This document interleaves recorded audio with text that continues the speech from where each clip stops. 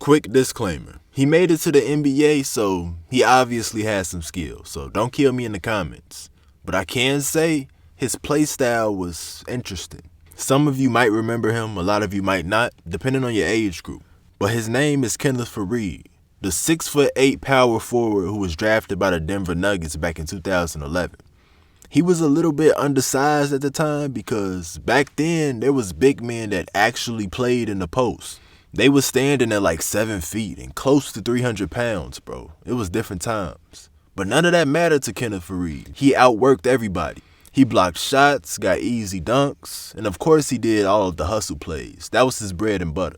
He was able to make a name for himself without even shooting the basketball. He was with the Nuggets for 7 years, so it was from 2011 all the way to 2018. And throughout that time, he only managed to make 2 3-pointers. They was just leaving him open. They knew he wasn't going to shoot. Now, with that being said, he was still a star player around the league.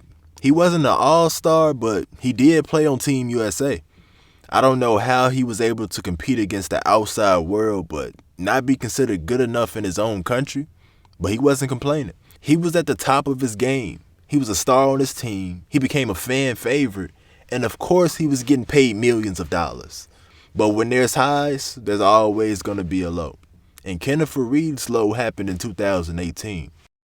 The Denver Nuggets had signed Paul Millsap, a power forward who was, at the time, a great pickup, I'm not going to lie. A man who could score and play defense, and he got some rebounds. So when they signed him, he took Kenneth Faried's spot. The NBA was changing from the traditional big man. The man who would get the rebounds and protect the paint wasn't in high demand anymore. They needed people who was going to score. So Kenneth Faried, who was once a star on the team, was now coming off the bench. And immediately after the season was over, he was traded to the Brooklyn Nets, and then to the Houston Rockets, and then to nowhere. NBA teams weren't interested in him anymore. He had an 8-year career, which is more than an average player. And this was without even shooting the basketball. It's amazing what hard work can do for you. Peace.